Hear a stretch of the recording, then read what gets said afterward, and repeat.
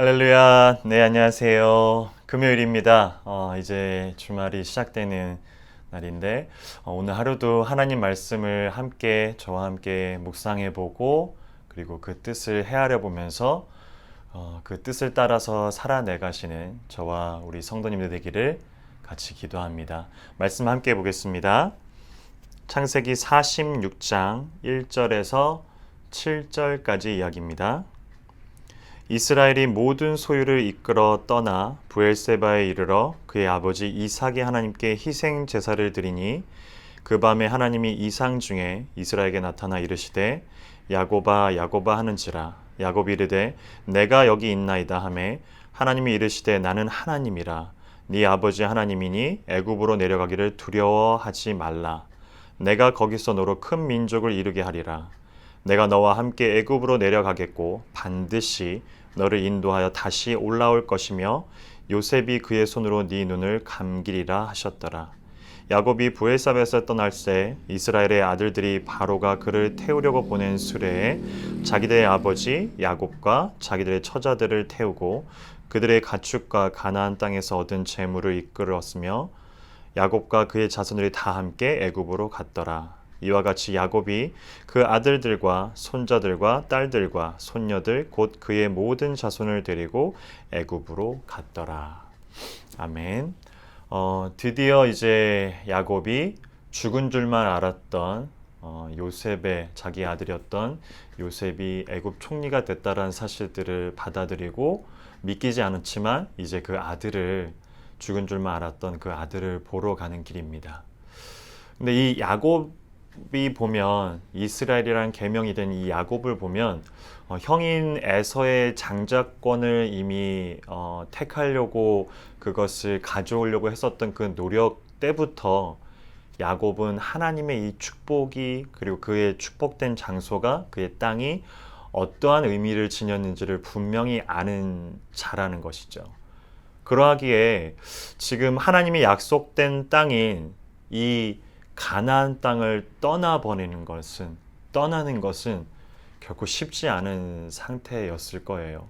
그러하기 때문에 하나님이 더욱더 그를 안심시키고 두려워하지 말라라고 이야기를 하고 있는 거죠.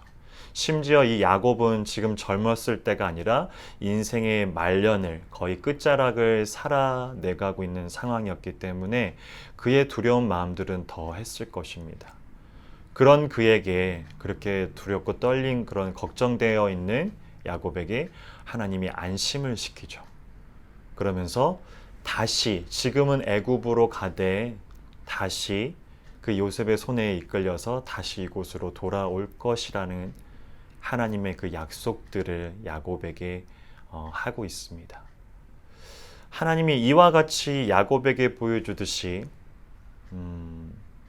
하나님이 우리의 그 믿음의 여정들을 길을 걸어감에 있어서 우리가 성경을 읽거나 혹은 우리의 그 믿음의 여정의 길들을 살아내감에 있어서 이 약속이라는 수단들을 사용한다라는 겁니다. 야곱에게 그랬듯이.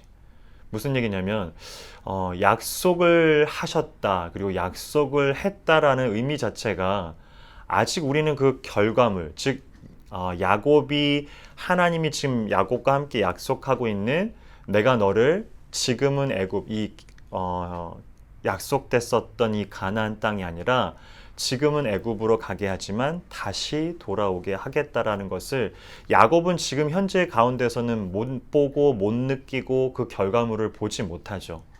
그러하기 때문에 약속이라고 얘기하고 그 약속의 결과물을 향해서 걸어가고 있는 시점이라는 겁니다. 우리가 그 결과물을 이미 봤었다라면 약속에 대한 부분들 더 확실히 걸어갈 수 있을지 모르겠어요. 하나님과의 그 약속의 관계들을.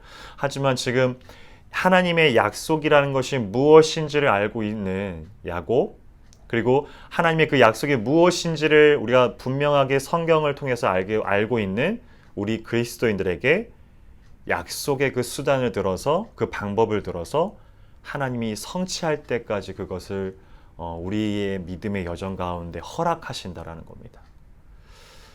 때로는 그 결과물을 볼 때도 있죠. 또는 때로는 야곱처럼 다시 돌아오는 것을 보지 못하는 경우들도 있겠죠. 하지만 하나님께서 이 약속을 행함에 있어서 우리가 그 믿음의 길들을 하나씩 밟아갈 때 결코 쉽지 않은 길들을 누구나 다 걸어가고 있다라고 저는 생각이 듭니다. 세상과 구별됨이 당연하겠죠. 세상이 바라는 길이 아닌 구분됨으로 걸어가려면 결코 쉽지 않은 길이 당연히 열릴 수밖에 없습니다. 그러한 우리의 믿음의 여정인 걸 너무나 잘 아시기 때문에 하나님께서 약속을 주시는 거죠. 두려워하지 말고 내가 반드시 이루리라. 우리는 그 타이밍을 모릅니다. 언제 그것이 이루어질지는 모릅니다. 하지만 그 길을 걸어갑니다. 왜요? 하나님이 약속하셨던 것을 신뢰하면서. 어제도 읽었었던 로마서 8장에도 그 내용들이 잘 나와 있는데 로마서 8장 18절에 보면 생각하건대 현재의 고난은 장차 우리에게 나타날 영광과 비교할 수 없도다. 피조물이 고대하는 바는 하나님의 아들들이 나타나는 것이니 피조물이 허무한데 굴복하는 것은 자기 뜻이 아니요 오직 굴복하게 하시는 이로 말미암이니라. 그 바라는 것은 피조물도 썩어짐의 종노릇 한 데서 해방되어 하나님의 자녀들의 영광의 자유에 이르는 것이니라. 피조물이 다 이제까지 함께 탄식하며 함께 고통을 겪고 있는 것을 우리가 아느니라. 성경이 무엇을 얘기하고 있는 거죠? 앞으로 나타나게 될 하나님의 약속의 그 영광의 순간까지 지금은 고난의 그 길들을 가고 있다는 것을 충분히 안다라는 겁니다. 피조물이 다 이제까지 함께 탄식하며 함께 고통을 겪고 있는 것을 우리가 아느니라. 그뿐 아니라 또한 우리 곧 성령의 처음 익은 열매를 받은 우리까지도 속으로 탄식하여 양자될 것은 곧 우리 몸의 속량을 기다리니라. 기독교가 갖고 있는 어제에 이어서 또 다른 이 기독교의 큰 특징 중에 하나가 무엇이냐면 결론, 그리고 말세가 있다라는 얘기입니다. End of day, 끝이 있다라는 얘기죠.